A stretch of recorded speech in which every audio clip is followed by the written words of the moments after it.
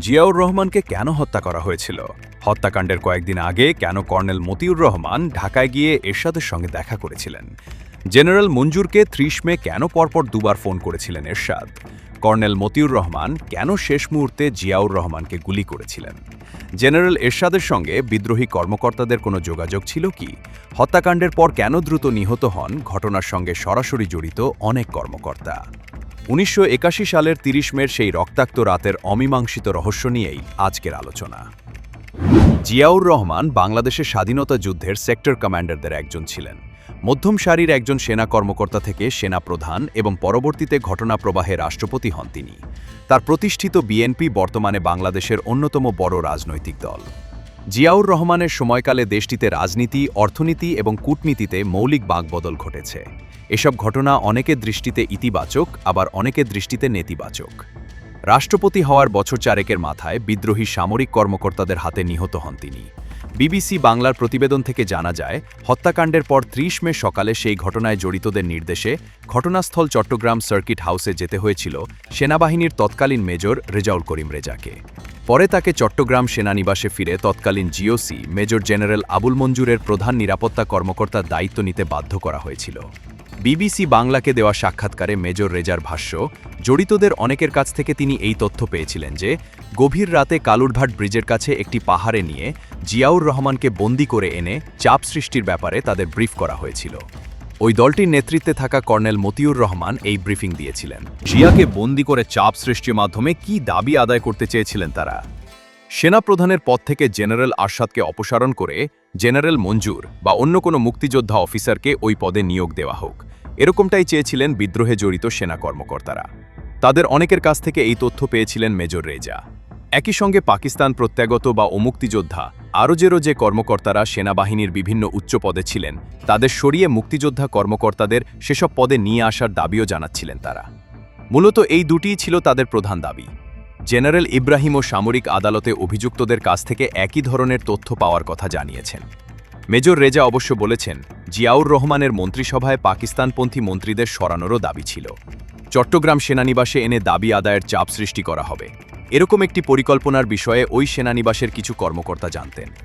অবসরপ্রাপ্ত major general Syed Mohammad ইব্রাহিমও সামরিক আদালতে অভিযুক্তদের কাছ থেকে একই ধরনের তথ্য পাওয়ার কথা জানিয়েছেন।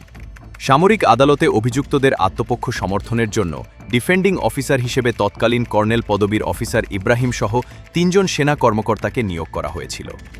মেজর রেজাউল করিমের পর্যবেক্ষণ বলছে, জিয়াউর রহমানকে হত্যা এবং হত্যাকাণ্ডের পর রাষ্ট্রক্ষমতা দখল এমন পরিকল্পনার কোনো ইঙ্গিত চট্টগ্রাম সেনানিবাসে ছিল না।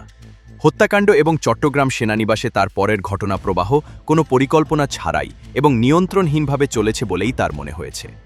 যারা হত্যাকাণ্ড ঘটিয়েছিলেন, ঘটনার দুদিনের মধ্যেই তাদের দমন করা হয়। মেজর রেজার অভিমত, জিয়াউর রহমান মুক্তিযোদ্ধা এবং পাকিস্তান ফেরত সেনা কর্মকর্তাদের বেশি সুযোগ সুবিধা বা পদোন্নতি দিয়েছেন এবং পাকিস্তান থেকে ফেরত আসা জেনারেল হোসাইন মোহাম্মদ এরশাদকে সেনাপ্রধান করেছিলেন। এ কারণে জেনারেল মঞ্জুর এবং কর্নেল মতিউর রহমান সহ মুক্তিযোদ্ধা সেনা কর্মকর্তাদের মধ্যে ক্ষোভ তৈরি হয়েছিল। এই ক্ষোভের বিষয়টি হত্যাকাণ্ডে জড়িতরা পরবর্তী ঘটনাবলিতে প্রকাশ করেছিলেন বলে রেজাক উল্লেখ করেন। জিয়াউর রহমান হত্যাকাণ্ড এবং ঘটনার ব্যাপারে সামরিক আদালতের বিচার নিয়ে গবেষণা করেছেন আনোয়ার কবির। বিবিসি বাংলাকে তিনি জানান, সেনাবাহিনীতে পাকিস্তান প্রত্যাগত এবং মুক্তিযোদ্ধা কর্মকর্তাদের মধ্যে দ্বন্দ্ব ও ক্ষোভের বিষয়টি হত্যাকাণ্ডের ক্ষেত্রে বড় কারণ ছিল। এমন তথ্য তিনি তার গবেষণায় পেয়েছেন।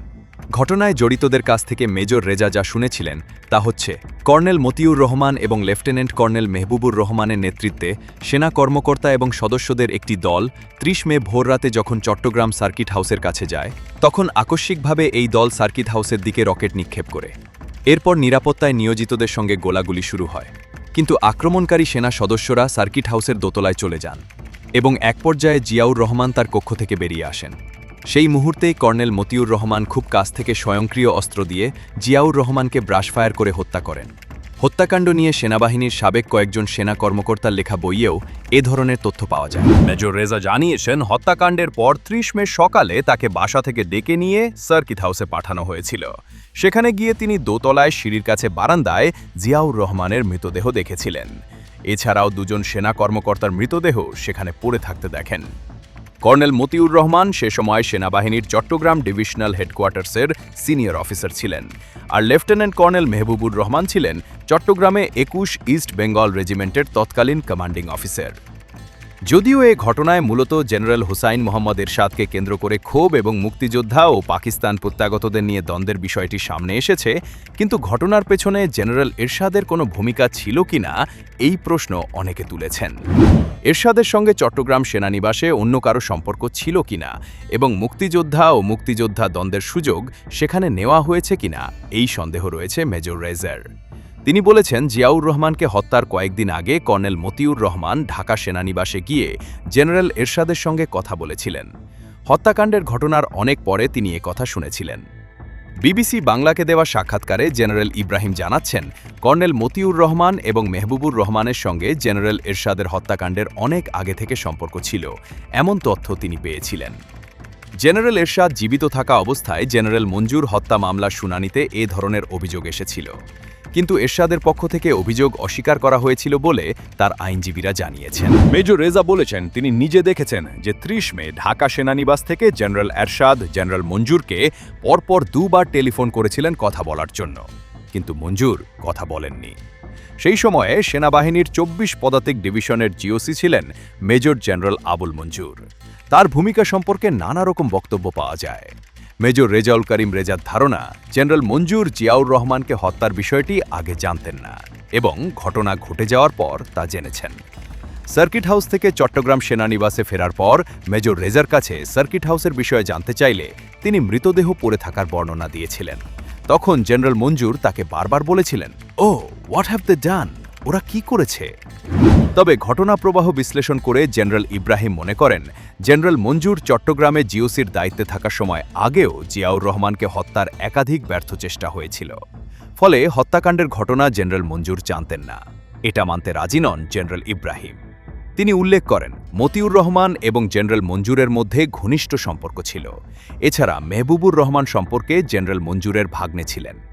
দলটির নেতারা মনে করেন, জিয়াউর রহমানকে হত্যার পেছনে বড় পরিকল্পনা ছিল। রাষ্ট্রক্ষমতা দখল করাই এর চূড়ান্ত লক্ষ্য ছিল বলে তাদের বিশ্বাস। তারা অনেক সময় এর পেছনে রাজনৈতিক এবং বিদেশি ষড়যন্ত্র থাকার অভিযোগও করে থাকেন। জিয়াউর রহমানকে হত্যার পর তখনকার ভাইস প্রেসিডেন্ট অবসরপ্রাপ্ত বিচারপতি আব্দুস সাত্তার অস্থায়ী রাষ্ট্রপতি এবং পরের নির্বাচনের মাধ্যমে রাষ্ট্রপতি হয়েছিলেন। কিন্তু ১০ মাস পর রাষ্ট্রপতি বিচারপতি সাত্তারকে হটিয়ে জেনারেল এরশাদ ক্ষমতা দখল করেছিলেন। এই পটভূমিকে বিএনপি নেতারা তাদের বক্তব্যে যুক্তি হিসেবে তুলে ধরেন। কর্নেল অলি আহমেদ রাষ্ট্রপতি জিয়াউর রহমানের সামরিক সচিব ছিলেন। তিনি বলেন, সে সময় সংবাদ মাধ্যমে খবর প্রকাশ হয়েছিল যে চট্টগ্রাম সেনানিবাসের নিয়ন্ত্রণ হারিয়ে সেখান থেকে পালিয়ে গিয়ে কর্নেল মতিউর রহমান এবং লেফটেন্যান্ট কর্নেল মেহবুবুর রহমান নিহত হয়েছিলেন। এছাড়া ৩১ মে জেনারেল মঞ্জুর চট্টগ্রাম সেনানিবাস থেকে পালিয়ে যাওয়ার পর একটি চাবাগান এলাকা থেকে তাকে আটক করা হয়েছিল, কিন্তু আটকের পর তাকেও হত্যা করা হয়। এই ঘটনাগুলো তুলে ধরে বিবিসি বাংলাকে অলি আহমেদ বলেন, ঘটনার পরিকল্পনাকারী বা পেছনের কারো বিষয় যাতে প্রকাশ না পায় সেজন্য হত্যাকাণ্ডে সরাসরি জড়িতদের হত্যা করা হয়েছিল বলে তিনি মনে করেন।